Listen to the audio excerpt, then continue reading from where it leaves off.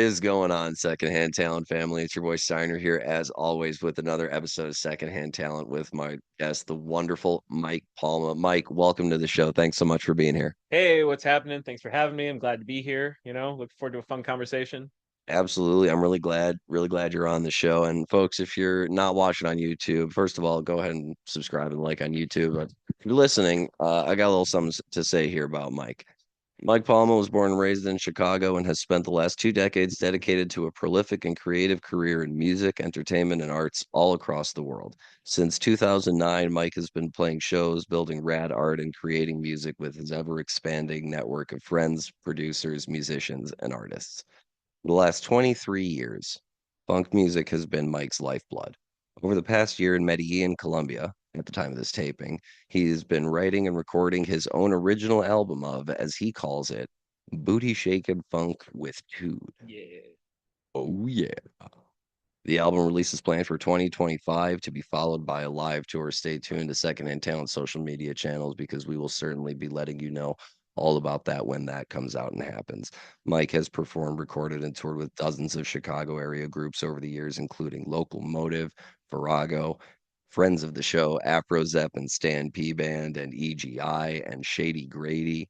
Mike's art career abruptly shifted into third gear when he became deeply involved in managing the construction of the effigy for Lakes of Fire in 2014. In 2015, Mike got the call from Anarchetype Productions founder AJ Tarzan to work on large art builds for parties and events. This led to the opportunity to design and build out the Emporium Arcade Bar pop up space in Logan Square here in Chicago, building out over 20 themes over the course of a year and a half, most notably the Stranger Things pop up build in August of 2017, which garnered massive attention from the public as well as prominent features in local and national publications such as Vice, The Eater, and People magazine. Mike continues to work occasionally with Anarchetype Productions as well as other organizations to design and build large scale experiential, immersive, and interactive art installations. Some of Mike's most recent experiences include Kitty Cat Island, a city replica DJ stage with a 30-foot laser cat, folks, at Loveburn, Miami in February of 2023, and as a principal artist for last month's flagship Luminora Festival, hosted by the city of Aurora in October of 2024, of which I was also a participant, and it was an awesome time. But enough about that, folks. Let's welcome Mike to the show. Mike, thank you so much for Thank you for being having here. me. I don't know why I always throw my notes after. Can I throw them? Yeah, yeah, sure. Here, see, give it a. You All right, give me know, a sec. It's good to be king just for a while. So, Mike, oh, you've got a long and creative, clearly, history. And we're gonna get into all of it, but first things first, as we share our coffee here, I do have a question for you. sure. Now, you know, you and I have known each other a long time, Sure. long enough like for me to be comfortable with putting all of our my dear friend Mark Spoosta's art out here. Shout out to you, Mark. Thank you Good job. for your shirts, our secondhand talent, constant wardrobe, and this other beautiful art that you share with us, and for this lovely little note that you sent me, folks. I'm not sure if you can see it, but we'll put a picture on the screen. It's awesome. Thanks, Mark. You and I have known each other a long time. Yeah.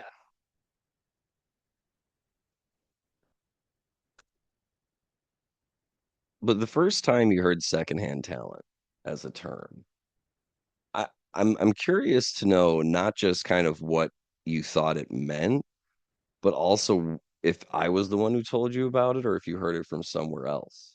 Because I don't remember. Okay. So I think the first time I heard about it, you had told me about Secondhand Talent, and I was intrigued with the idea of what you're trying to do of trying to get people together to talk about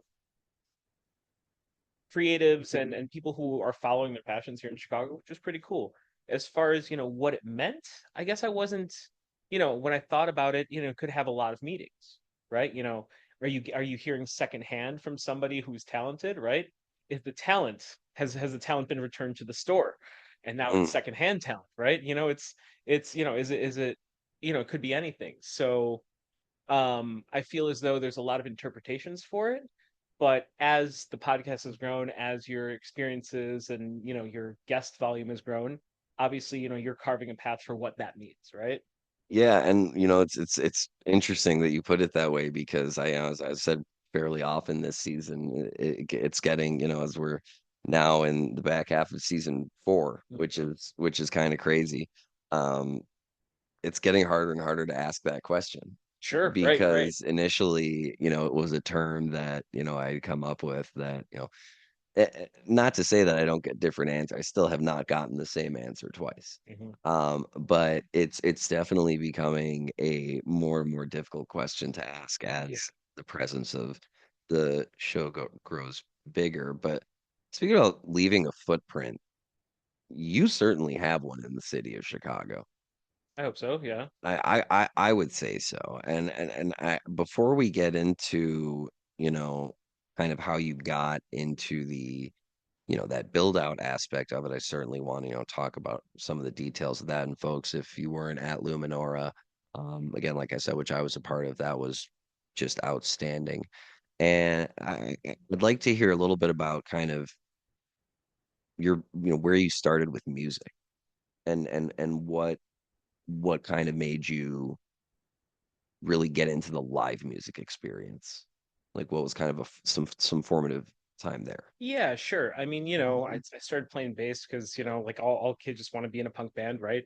So, essentially, yeah, our friend made us all buy instruments. It's like, come on, you guys. Like, I've been playing drums for 2 years since fifth grade. Why don't you guys play anything? So naturally, we were all given assigned instruments by him to play and buy, which I'm, as far as I know, one of the only ones still playing of that crew. But yeah, it started like every music story, start a punk band. Um, and I just kept doing that through high school. I mean, I obviously became enamored with funk, and that's its own progression story. But from even those early days, 15, 16 years old, it's performing for people and like doing it well and being good at something that requires cerebral uh kind of dancing as well as a physical aspect Yeah, is something that I really enjoy doing. it's definitely like it's not only multisensory engagement on the part of the listener, but it's multisensory engagement on the part of the musician as well, because the musician is playing Yeah, the music. You're doing a lot of different things at the same time. You're sure, you're sure. you're multitasking a lot. Just playing any given song. Um, what was the I say, so your friend, got you Yeah, yeah. instruments and all that, right? But was there a concert that you went to that kind of cemented that feeling in you that you just described of like being like that feeling of playing, wanting to feel that feeling of playing music for people and letting them share in that? Sure. I mean, I think it really comes down, like you said it before, it comes down to shaking booties, right? Like that's what it is. It's I feel like, part of my reason for existence is to be shaking booties, right? And when you see people who weren't dancing beforehand who start dancing and you can be reasonably certain that you're responsible for it, you know what? I will take that any day of the week, That's any day of the week. such a great way to put like You know what I if mean? I could be reasonably responsible for a booty shake, Booty-shakin. reasonably certain that I am partly responsible for a shaken booty, that's a dub. Like I love that. Yep. Yeah. That's Yeah. amazing. So like if you want, what's driving me, that I guess. Well, It's pretty simple. were there any bands or concerts that you attended that stood out? I mean, That or was it really just kind of this a buildup of seeing a bunch of live music or were you more so just thrust into the performing aspect of it? yeah, I feel like I Because didn't really. that didn't occur to me that it could have been just like, oh wait a minute, he was playing Yeah. already. Yeah, I was. I kind of like was listening to like, I don't know, like in high school, like Chili Peppers and stuff, like any young bass player does. But Mm. I mean, I obviously don't get to see them. And I was into old school funk music all the time. So those bands weren't really performing as far as I knew. I remember like wanting to see P-Funk all through high school, and it was always 18 and over shows. And then when I turned 18, they were playing 21 and over shows. So I like really For did, yeah, yeah. I mean, so I just like never got to see P-Funk despite wanting to see them since I was the 13. the goalposts always Yeah. shift. So Yeah. like, no, I mean, by the time like I was like, yo, these bands are outrageous. Being able to see, awesome bands kind of do funky stuff, or like my first North Coast or whatever, whatever the case may be. I'd already been playing shows for years Mm. and I already discovered that, like, no, no, no, I like to do So this. let me change up the question a little bit then. What was the first or one of the first one or two shows that you played where you really felt that feeling of like but more of like from a breakthrough perspective? Like it was Sure. a different level of feeling that feeling. You know what? I'm actually really thankful. It happened to me in high school jazz band. Oh, cool. There was one semester where we had some tough music, and we were at some fish heads might be familiar with the song Manteca, right? So we were doing Manteca, Oh, wow. don't right? Yeah. And the director gave me a bass solo in it. So You got the right, Manteca solo? right, right, Oh, right. So it was wow. like, Yep. no, no, we're gonna make this funky. Like, okay, cool. You know what I mean? Like, and just being in that, locked into it, I was like, oh yeah, and it was a reasonably difficult song to do at that time. Yeah, sure. So that moment of just like, oh yeah, this is great. It's you've been playing for a while, but to be really on point with 20 other people, and yeah, I'd say that was kind of a cool point. What was a definitive band that you saw in your early years that you would say like a band that you look up to, like a Oh concert that you man, would say was like, oh man, like that was like in the early days. Like so for example, like I remember seeing the Dead, mhm, as of the time of this taping, unfortunately, Phil Lesh recently passed away. right. I was fortunate enough to see the Dead on tour with Jeff Chimenti and Warren Haynes in 2009. Very cool. Yeah. And that for me, that was a show where I was like, okay, live music is something that I've been to, plenty of concerts before then, but that those 2 nights were like, Yeah. okay, like now I really need to like start going to shows more and being more immersed in the culture. Sure. I mean, early years, it depends, I guess, what you mean by early years. I remember all through kind of high school going to kind of all the punk and ska shows that would happen at the Metro or the old Bottom Lounge or whatever Mm, the case may be. But like, if thinking back on, did any of those really speak to me? I would say they spoke to me. It was just a good time to have with friends and really enjoyed. And it didn't really seem like this thing that I was also doing, despite also mm, playing at the time, right? It was just kind of interesting. right. But whereas like later on, like shows that were extremely formative. I mean, to see P Funk finally for the first time, right? Was even they're older and they don't obviously have the same mojo they had in 1979, which I could rewatch that YouTube over and over and over again, right? All Um, day, every day. I mean, P-Funk, I mean, but funk lives on. that's right. But I think seeing that in person, I think I got into kind of the jam and jamtronica world pretty late. My first North Coast, I think, was what was it? 2010 was the first one. 2000. Yeah, we were Yeah, talking we were about just this talking about it. before the interview. Yeah, like 2010. Yeah, we that was kind of reliving when. some glory days. Yeah, but really for me, despite having played already at that point for almost a decade, that was kind of a breakthrough moment where I'm like, wait a minute, this type of dance music can be played with instruments, right? And Yeah. these are all very formative things that have happened. I mean, around that time, I was working with the Coop. Shout out Hmm. to Joe, Danny, Jake, and Kaysen. Yeah. And I also recall having a very similar kind of thought process. Was like, wait a minute, it doesn't have to be a DJ playing this kind of music. Yeah, Like and I mean, it seems kind of basic now to think, to be like that was a revelation, but it really, I remember it really no, being. I totally agree with you. For me as well, it was revelatory at the time. I mean, it really um 'cause the first time I saw the Coop was fairly random actually. It was in Madison, Wisconsin. I was in town to see Humphreys, Okay, yeah, yeah. and they happened to be playing one of the nights, so it was either before or after. And I went to the show and got to meet them, and that's where we met. And I remember just like hearing the like trying to like believe that I was hearing what I was hearing coming Hmm. from four people and I'm watching it, and my eyes and ears are just like, this isn't lining up. Like, what is happening? Like, Yeah. I've never heard instruments sound like Hmm. this. So I mean, I get it.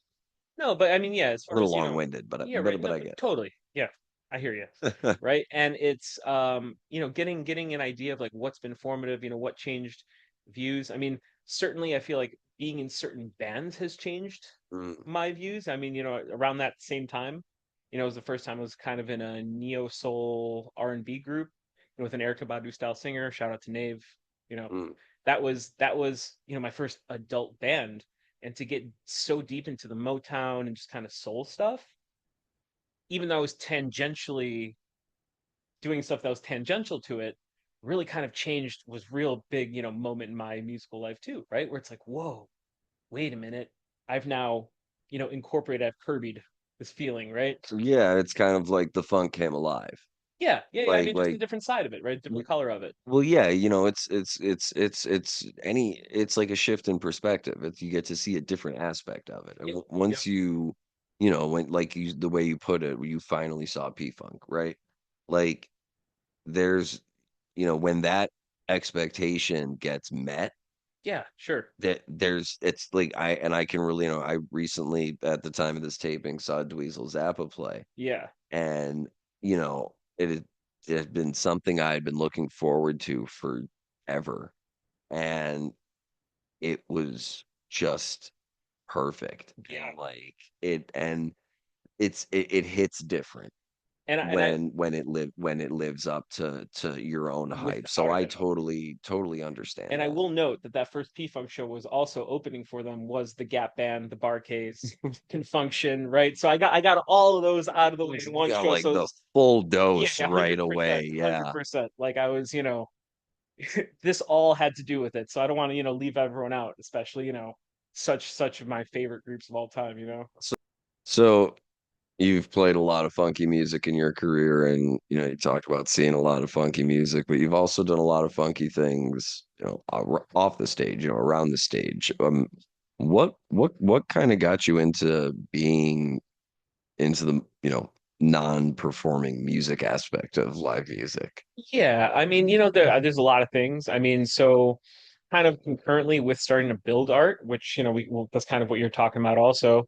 I started my first foray into doing lighting design, um, which really is kind of a way of jamming with the band. They don't know or care that you're jamming with them, but, as a musician, if you can follow what the band is doing, you can do light changes on hits, very basic stuff like that. I mean, I think it's actually pretty integral, I mean, and it's often, something that I think is understated. I mean, with bands like, like Fish, with Chris Well, Carrotto, sure, where that's like you top. have an obvious example of, a lighting director that works directly with the band, but that capability to be able to go with the flow, like even if, as you say, the band doesn't care, it really Well, does.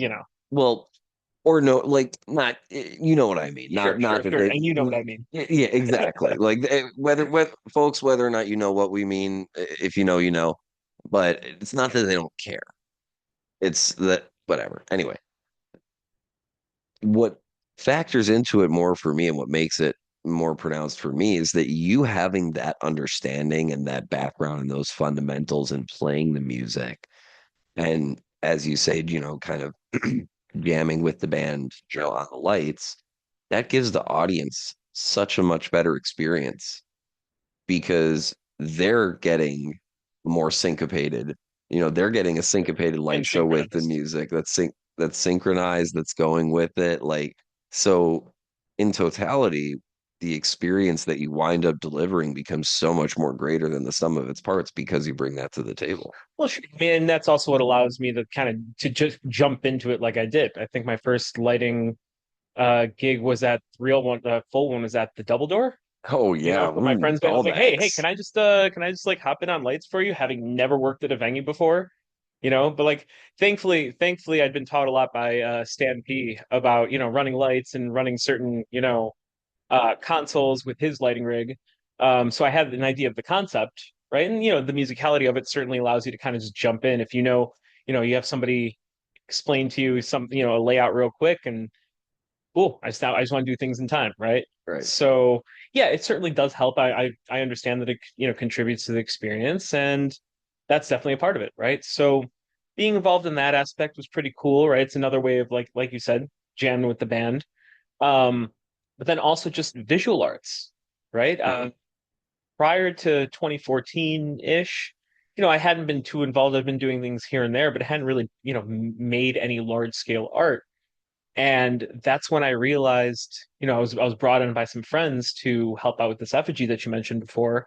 Mhm. And that's kind of when I had one of these moments where it's like, wait, you can build art, right? So for first off, for the folks who aren't aware, talk to us about the event itself and just kind of what it is, because I think it, You mean, I'll let you take it. Yeah, sure. what was going on? Okay, well, I mean, Lakes of Fire is just a regional Burning Man event that I've been pretty deeply involved with for the last while. But that was my first time. So it's like a Burning Man, except it happens around a lake. It's the idyllic location. It's out in the middle of the desert. Mm, But the mhm. same rules and principles apply to, summarize it. So there's a lot of large scale art building, large scale camps that are very artistically focused, interactive, so on and so forth. And then kind of the culmination point of the weekend is when a large structure of some sort every year, it's different, gets burned down and kind of everyone gathers around it. So that's what I'd been involved with building my first year in that. What was it like to be a part? I mean, one of a theme that's been repeated on this show is about how everybody who's a part of the scene is just like cogs in the machine, but every piece is essential to make the machine work. Hmm. Being part of like a group that's creating that, what did that feel like to kind of create this massive piece, and then and then like after completion and the burning and all that, like to how to like can if you can I mean, like I mean, it's silly. It's silly only because, it seems a little cliche sometimes, right? But I mean, there's just a lot that was involved with it, right? Like, up until this point, building or having to work on stuff, around the house, right? Let's say, fixing up the house or, working with people who have very rigid ways of thinking about things, was never this enjoyable thing while I was developing these skills. mm, So this was kind of my first time realizing, like I said, art isn't just drawing and painting and all the stuff that I quote unquote couldn't do. mm. Actually turns out, wait a minute, I have these skills to build art. Wait, what? Like, not only did I not think of myself as a quote unquote artist until this point, but it's also the realization that I can build art on this scale, right? Using power tools and wood and you know miter saws and so on and so forth. So that was kind of its own experience, and then to put in all this time and effort on something that gets destroyed at the end. you know like, Yeah, like that's uh-huh. slash while all the other experiences of my first burn really, which has now become a big part of my life, but Mm. you know it was kind of I don't know, like obviously very important and very formative, but yeah, I don't know, it's just, I mean, that was the moment of like, I'm an artist, question mark, Mm. So all of and these things happening at once. so when did it change from a question mark to a period? What was kind of like I mean, I as guess, we're thinking about well, I that mean, kind of beginning, like what was the next kind of big event that well, took place? after that, that crew that I was working with kind of involved me in the discussions, plans for future things. And so, that was pretty nice. But as we talked about, then AJ approached me and asked me to, help him out do stuff for an archetype. And we did all these, some underground parties, some events, some things here and there. Um, and being included in that, or we also did the initial haunted houses at Emporium before they had the pop-up space. Oh, I And remember those. Yeah. uh-huh. Oh, those are fun. And, using creative brain to do that kind of stuff, I was like, wait, this is incredible. It's like, wait, this is a good idea. Wait, this is a good idea, right? And when you're sharing ideas with people whose ideas you respect, like for example, me, I think AJ's one of the greatest creative minds in Chicago. Hearing his thought processes and starting to realize how they kind of mimicked the way I would think about it, it's like, oh, yeah, artists, yeah, yeah, got it. Was there a specific project where you started to get to put those principles into practice that you were like, this is like, okay, like this is I think definitely I think like, you're talking about just kind of trusting your instinct, mm, right? And I think that was probably the haunted house, the Emporium haunted house in 2016. mm, We built one inside of half of the Logan Square Emporium hmm before the pop-up space existed. right. So we built it in there, and we had kind of only had this little bit of space to work with. So we had an idea of the layout that we wanted, but how it was actually going to happen. We were figuring it out from there, how we can maximize scares too to make an actual haunted house. And yeah, that was kind of a moment where a lot of some instincts were validated, right? Artistic instincts were validated. And you start realizing, okay, not only do I enjoy being a part of this, but people trust my decision making, right? Which Mm. feels good. Well, so that's, I mean, that's definitely an aspect that has to be acknowledged as the validation part of it. Yeah, That I like mean where it's your art, we're idea, all humans, right? but when your ideas get heard and then put into execution, that's a great feeling of knowing that like you're working with a reliable team that you can communicate with and that will listen to you. Yeah, yeah, yeah. I mean, I would definitely say, I want if I'm working with people, I want to be able to, you know, trust in their decision making, especially if they're, being given free rein to do something, right? And I think that's a huge overrunning theme with a lot of artists, a lot of people we know in Chicago, where it's like a lot of times we're pointed at a project Mm. and said, do what you do. Yeah, yeah. Right? Like, do what you do. And that is the extent. That is the utmost extent of what instruction you are given, right? But Too soon. Like, yeah, hey, no, you I need don't all those know. things to do them. You know what? You're absolutely right. And I mean, what's crazy is that a lot of the people who we're friends with who you're talking about, again, shout out Stan, some of the people you just worked with, shout out Jesse, shout out John Geary, shout out Brandon Spacely, um, just great people. And we're kind of sometimes just given the task of like, here, you know. If you're just listening, I'm doing kind of a gesture thing of like kind of handing something off, but yeah, it's kind of like here you go, this is yours now. Like good, to do what you do, Hmm. and And again, so that's where that kind of um before you're the sort of person who accepts those sorts of things or feels comfortable doing that, there has to be a certain amount. I'm sure there's for a lot of people. Um, there's those moments of okay, this is kind of my haste, my instinct, my decision, that artistic decision, creative decision that you made, and turns out it was good, right? so was there then a difference that you felt in the more public validation that came with the build in 2017 with the Stranger Things build?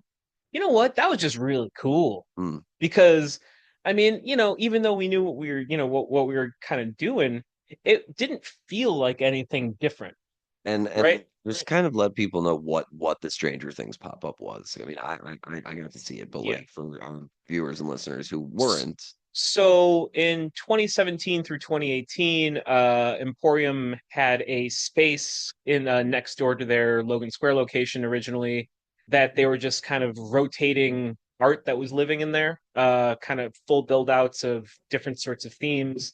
And we were involved with building all of those. And the Stranger Things one was tying in with the release of the second season of Stranger Things.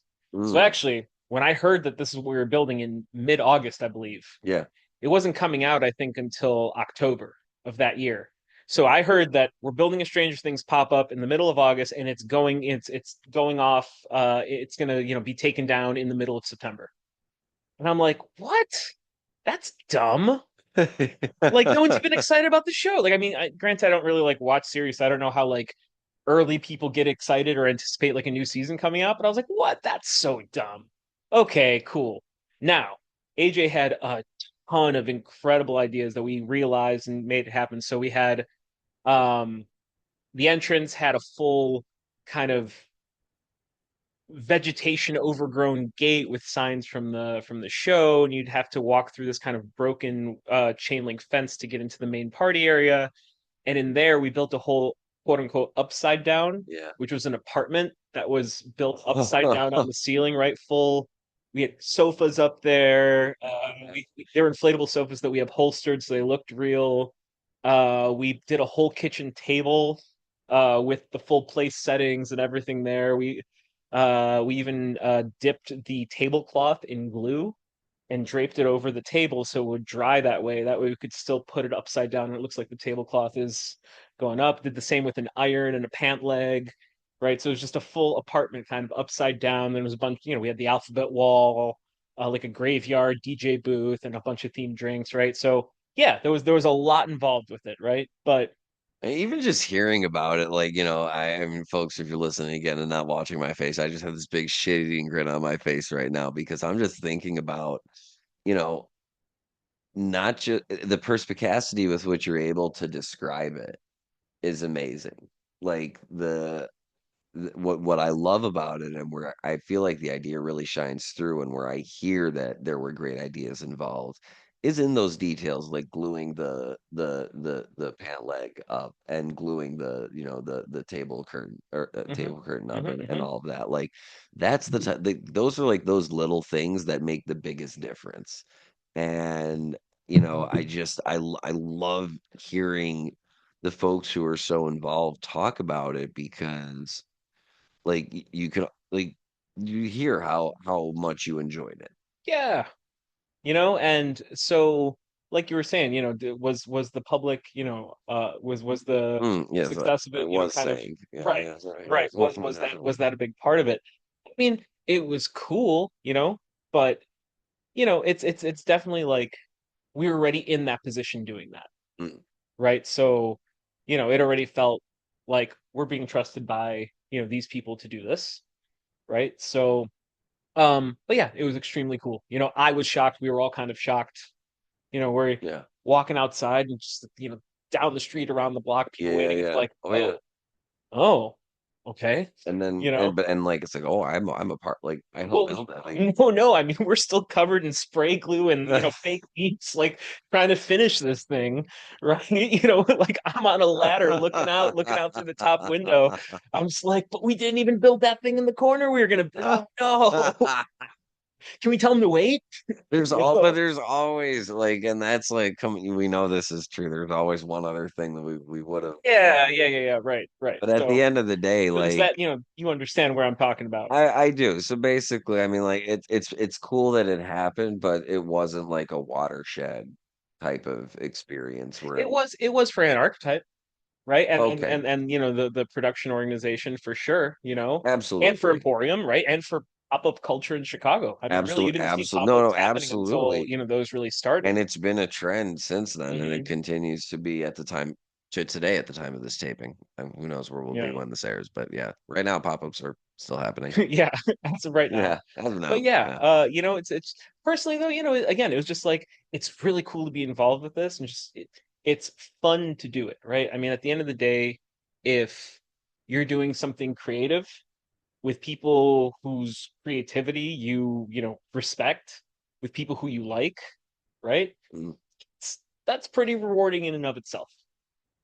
Hey man, I will say that any day of the week, well right? put, well said. Hmm. I'm not gonna find any argument here. Better not. So since that Stranger Things build, what are some of the things that have happened, in the meantime, in between time, between now and then? Oh man. Pretty broad stroke, I You know, but know, a lot of things, been art and music projects since then, art wise, a couple big things. We built some art installations for Mark Farina at Logan Square Auditorium, as well as for Winter Camp, if you remember those Winter Camp events. I was a part of this past one and this There you go. at the time So of saving up right, so upcoming one. Check so out Winter Camp next year. and yeah, I've been involved with those. Last year, I was working with a team building at Loveburn, so I worked on a 30-foot laser shooting cat with a whole city around it. Uh, Okay, now third, okay, yes. just to read, I want to restate that clearly. A 30-foot laser shooting cat with a city around it. Did I get that right? Yeah, yeah, yeah, Okay. yeah, yeah. Yeah. So tell us a little bit more about this cat that shot lasers with cities. Yeah, so I mean, this was a project I was involved with a bunch of people who'd already been involved with a bunch of design work, right? Obviously, we had to make tweaks and evaluate things on site, but basically, it's like a Burning Man camp stage area with a DJ booth and a cat that towers about 30 feet. Love everybody, made of metal. Shout out to my buddy Hector who designed that cat head. Um, and basically a whole city that was CNC machined 4x8 sheets, little squares in them, with white paper laid behind them, and then yellow lights shining through. Right. Wow. So it was this cat that was had lasers, and it would kind of shoot lasers around the city while people danced around in this kind of city that looked like it was backlit and vibrant with various colors around a large dome, a swing, so on and so forth. Speaking about cities that are backlit and vibrant, Yeah. yeah, and we gotta talk about, at the time of this taping just a few weeks ago, one of the most vibrant city light ups that I've seen in a really long time, which you were a part of, which was Luminora, Oh the man, music yeah. festival in October 2024, which I was involved in as well. Tell us a little bit about what that was like, Yeah, because that was that super was an cool. interesting experience. Yeah, yeah. I mean, so like you said, you were a part of it. It's a great DJ set. In case you guys missed it, It was the first time I had performed any music, any music of any kind live in 12 years. So I'm just there it is, glad it folks. went well, let alone that it was good. But I was doing playing DJing and running house sound and doing this just as good as I could, and thankfully it went off pretty smoothly. Yeah, so Luminor was pretty cool. It was sponsored by the city of Aurora, and it was a festival that spanned kind of their entire downtown around the river, the little island they have there. If you're not familiar with the geography of Aurora, but it was really spread out across, about 5 or 6 different types of stages. There was little uh, areas of the city, let's say a little hallway and a parking garage that were decorated, turned into an art experience. We decorated out entire little parks in the city downtown area, kind of made it an experience, an interactive thing for everybody in the city. So So, there's one in particular. There was this little corridor by the music stage where these kind of like gigantic hula hoops that were mhm. a pathway for people to walk through that were lighting up at different times. And our friend Spacely had some projections up on different Yes, he did. buildings as well. And George Berlin was heavily involved. Yeah, if we're talking about the artists who were involved. Like, I I mean, mean, sure, let's give Jesus, some need Brittany, Stan P. Let's give some shout shout out to outs. Brittany Harthen, who crushed it on like a ton of install builds and natural artscapes. We had George Berlin, right? We had Jesse Kreideman. We had a lot of people, Spacey, as you mentioned, deeply involved with this, and that's not even mentioning really the music side of things, Yeah, oh, right? shout out to my dear friends, Terrapin Flyer. Love you guys. It was a hell of a set. Charlie Otto, Sarah Hartman, and all the bands that played were great. I thought the acts were awesome. They had these crazy fire dancing acts that I It's was true. there, and the acrobats that I was playing music to, and was able to see a little bit from a distance. But all in all, you know, one of the coolest things about it, I think, was that it really did feel like a fully immersive experience. Like it did feel like the city was actually transformed at night into this kind And of that's the different goal. place. That's definitely the goal, right? It was really cool to have the ability to kind of let loose on these areas because as we were talking about, if we're talking about the process, right? There was a lot of really uh, large and smaller pieces, right? But the real creativity came out in kind of making it feel magical because it's easy to just have one cool thing here and that's kind of the magic zone, right? But to spread that out across the city, for example, there was a gazebo that's by the river that was decked out in a variety of things, right? There was a stage there. A bunch of our friends were performing their Chroma Beats. Shout out to Chroma Beats. Um, and And Justin Sova was roving around with he was our roving drummer for that's the true. That's weekend. true. And Ryan Yep. Tedder. Yep. So it was really nice to have that all around, right? There was a hallway, a parking hallway where you get out of the elevators from the parking garage. That's the city parking garage in the middle of the downtown. And we decked that out with all sorts of fabric walls and color changing lights, and we had a piano in there, and we had a live pianist performing and interacting with the kids, right? It just became this sort of magic space where there was none, right? So Luminor was an exercise in that, and all these creative artists that we've named had their part in taking corners of Yeah. really, the second biggest city in Illinois and making it their own. Yeah, right? and altogether, I mean, for the first year, I mean, I think it was really a wonderful experience, and I'm really looking forward to seeing, how we can build on that, Absolutely. next year or at the time of this taping this year, You know, later on. yeah, so it was really cool to be involved with that, especially, so recently after getting back. It was, kind of almost a shock. It's like, oh yeah, okay, that's right. I do this stuff. Let's go. You do this stuff, but you got back from Colombia, Medellin specifically. Yeah. And before we wrap up this interview, we would be remiss not to talk about, your experience there and what you've been doing musically, in addition to your, secondhand talent Yeah. extracurricular activities. Yeah, sure. It's kind of nuts because it's these two sides, right? It's the, like you said, on the stage, the music side of things, and there's also the this, behind the stage or the creative aspects of it. And over the past year, I've really just been focusing a ton on the music. I've been living in Medellin, Colombia for the majority of the last, year or so. Why Medellin? That's a tough question. Might be one of the most gorgeous and inspiring places I've ever been to. Mm. It has to do with the people. I mean, I met some incredible musicians, artists, producers, creatives, right? Who I hold near and dear to my heart. Shout out to all those people. I mean, shout out to Juana, Diego, Ilder, all the people who made my life in Colombia possible, right? People who want to interact and want to collaborate and work on things. So I feel beyond fortunate to have been brought in, been able to collaborate with these people. So yeah, over the past year, like I said, Luminora was a little like, oh wow, I do this because I hadn't been flexing my art muscles while I was out there. I was purely, living in a condo with a studio, recording a bunch of the tunes that I'd been working on, trying to make them sound good, working with producers, learning all these techniques from my friends, right, about how to make things sound better and developing my craft, right? Mm. So over that year, pretty awesome. Ended up finishing writing my album.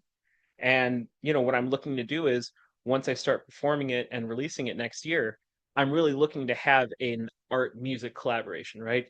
Really Mm. who I am is trying to bring those two things together.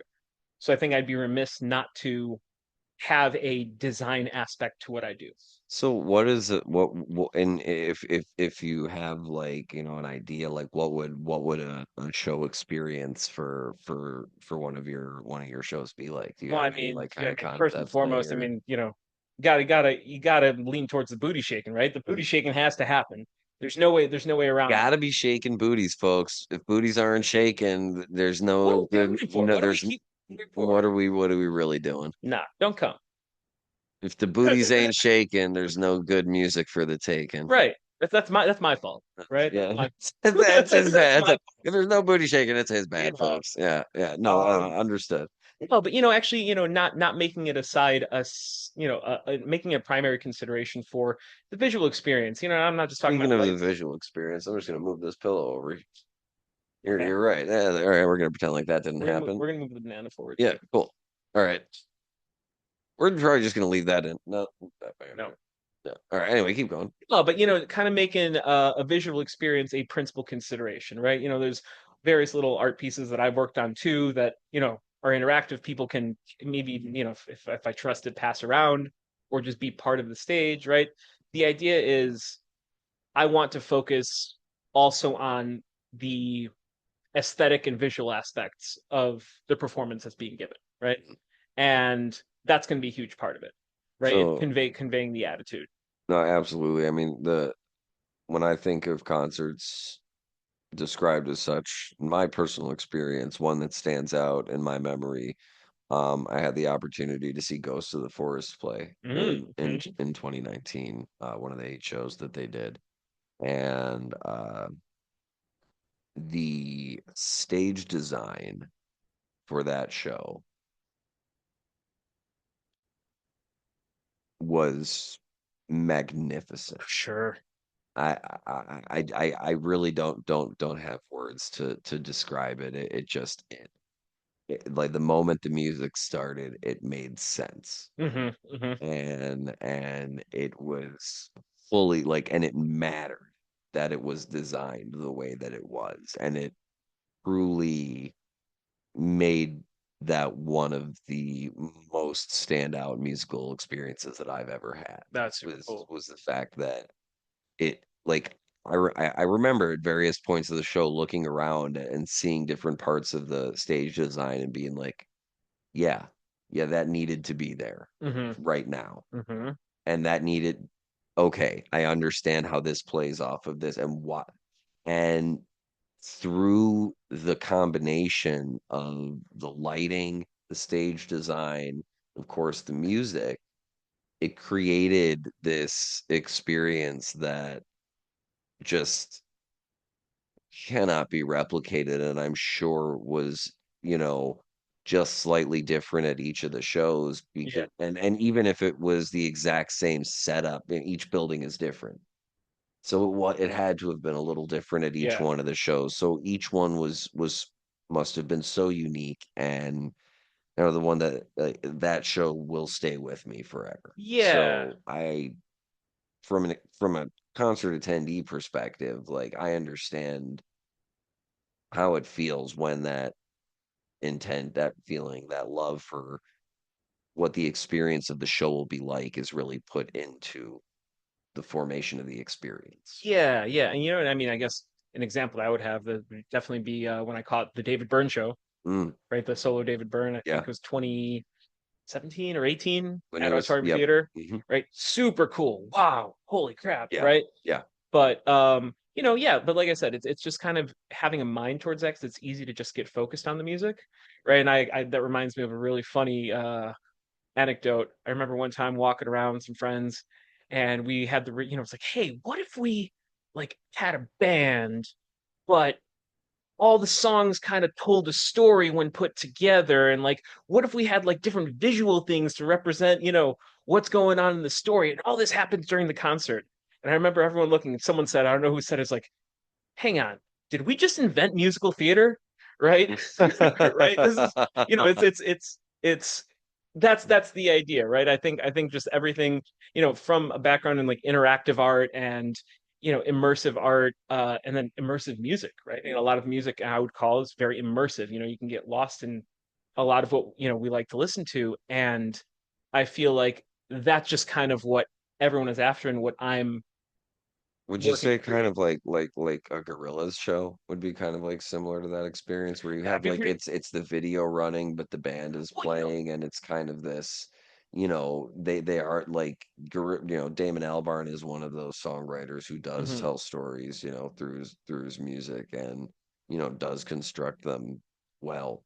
Well, I think that's their attempt at doing that, And right? it seems to me like what I mean, as you were talking, like my recollection of the Gorilla show, the one Gorilla show that I Mhm. caught was coming to my head, and Yeah. that kind of like, again, this weaving in these different aspects of media to create not just a show but an experience. Yeah, and that's the idea, because I think again, art art builds on one another, right? Different types of art build on each other, and I think one's way of understanding art applies to most arts, right? Mm. I can look at my perspective of learning or getting better at music and see how that pertains to other types of art, right? Whether it be visual, literary, so on and so forth. So I think, it's this is the attempt, and I think it's something, that a lot of people have gone for, and it's worth a shot, right? I think it absolutely is. And I mean, at the time of this taping, the album isn't out. At the time of release, it might be coming close. And folks, if Mike is playing near you, definitely go check it out. I mean, this has been an absolute wonderful conversation. Mike, thank you so much for being on the show, I man. appreciate you, man. Thank you for having me. Dude, You the man. now you're the man. And this is Steiner with another episode of Secondhand Talent, and we'll see you next Wednesday. That's podcast. We're done. That's it. We did it. Let's go.